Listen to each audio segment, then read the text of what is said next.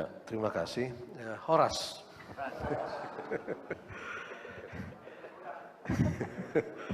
Saya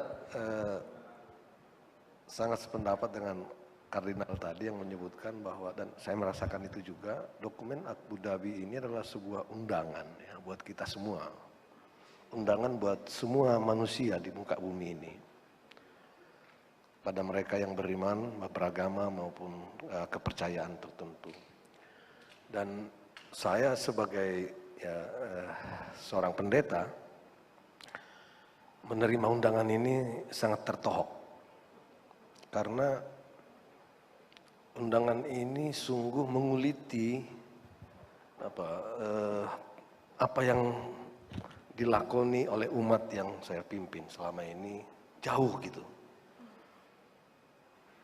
Undangan ini menguliti perilaku-perilaku yang selama ini mengganda dalam kehidupan umat yang saya lihat gitu. Meyakini bahwa agama Kristen adalah kasih, membawa damai, mengisi ruang publik dengan damai. Tapi dalam lingkungan umat yang saya amati, menjadikan ruang publik sebagai wadah untuk merebut sesuatu untuk diri, gitu. Entah itu dalam bidang politik, ekonomi, bahkan juga dalam hidup bergereja. Bapak Ibu tentu tahu bagaimana Protestantisme itu kan sangat terbelah-belah oleh denominasi. Kalau uskup Jakarta katakan sesuatu, selesai persoalan di umat Katolik di Jakarta. Kalau di Protestan, ketua umum PGI katakan A, umat kata siapa lo gitu. Belum tentu didengerin gitu. Dan masing-masing itu juga ternyata dalam prakteknya rebutan juga. Rebutan umat juga dari berbagai denominasi yang berbeda-beda ini. Yang tak jarang rebutan umat ini juga akhirnya mengangkangi apa yang disebut sebagai kasih, damai, dan kemanusiaan itu gitu. Cuman mungkin karena umat kami masih minoritas sehingga nggak terlalu menunjukkan kegarangan dalam kerakusannya itu, bro. Sehingga ya mbok tahu dirilah gitu, kita di minoritas di negeri ini ya, kerakusan itu terlalu ditutup. Berupayalah untuk tidak tampil di publik, tapi realitanya begitu gitu. Semua sih menginginkan rasa damai, menghargai kemanusiaan, semua begitu. Tidak ada warga gereja, saya yakin betul, tidak ada warga gereja yang tidak mencita-citakan perdamaian dan kedamaian. Tidak ada. Dan saya juga yakin umat beragama lain juga sama seperti itu. Tapi dalam kenyataan sehari-hari kan sulit sekali. PBB juga tujuannya dibentuk untuk menata perdamaian dunia. Tapi kita sudah dengar tadi Gus Yassin bagaimana saudara-saudara kita di Timur Tengah begitu menderita akibat peperangan dan lain sebagainya. Dan Gus, gereja-gereja di Palestina itu pernah cerita begini. Saya ilustrasi sedikit. Pada sebuah persidangan Dewan Gereja Sedunia, perumusan dari kelompok di pleno, kelompok itu melaporkan hasilnya di pleno, dimulai dengan kata shalom. Lalu dibacakanlah semua isi dari kelompok, diminta tanggapan dari floor, dan gereja-gereja dari Palestina angkat tangan, protes. Isinya kami tidak keberatan, kami keberatan dengan kata shalom yang ada di atas itu.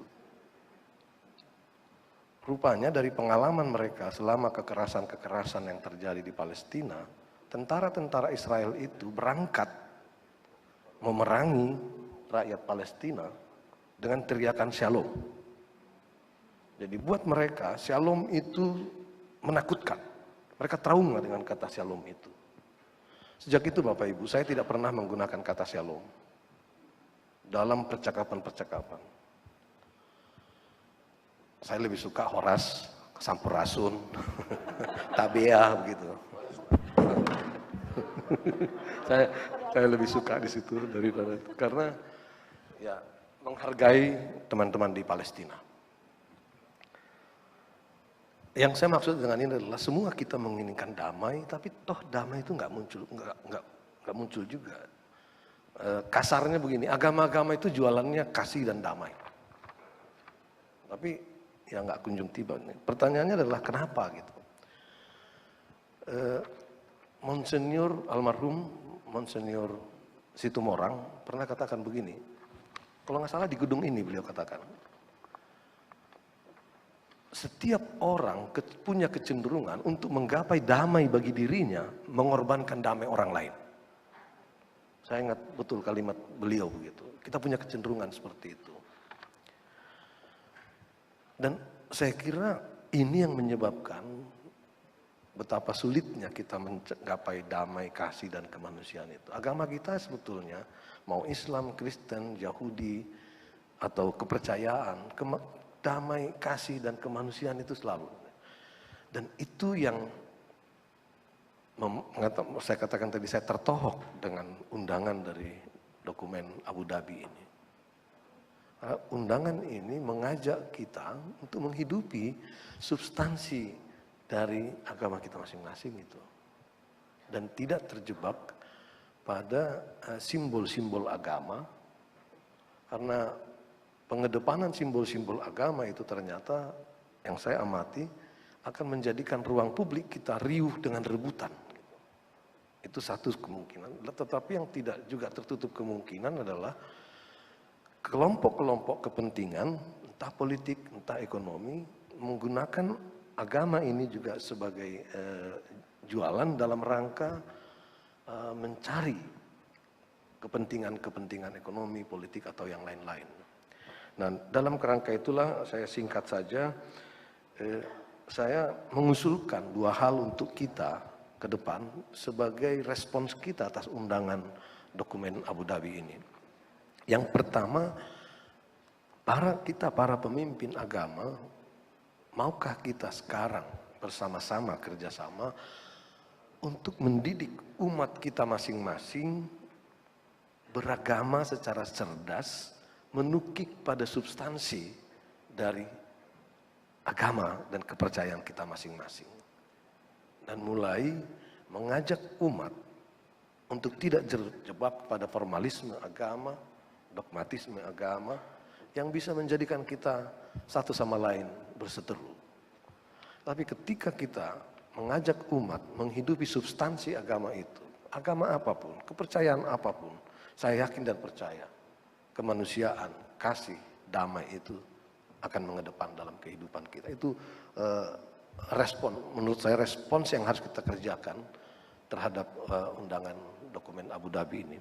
Yang kedua, tentu saja adalah rekoneksi atau menghubungkan gerakan moral keagamaan ini dengan gerakan sosial kemasyarakatan kita. Dan itu yang saya lihat dalam tema hari ini.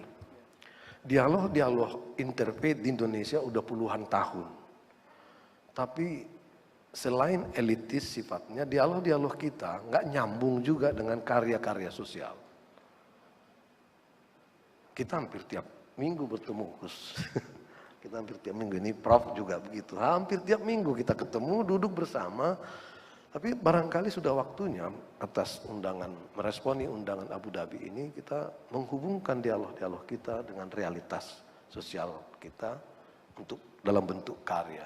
Paul Nitzer berkata, dialog interfaith yang mengabaikan masalah kemiskinan dan ketidakadilan lingkungan akan kehilangan rohnya. Dan itu juga saya kira undangan buat kita semua untuk masuk dalam banyak inisiatif yang sudah dimulai sebetulnya di Indonesia ini. Ada inisiatif reinforce di Indonesia, reinforce di Indonesia antar umat beragama, ada banyak yang sudah dimulai.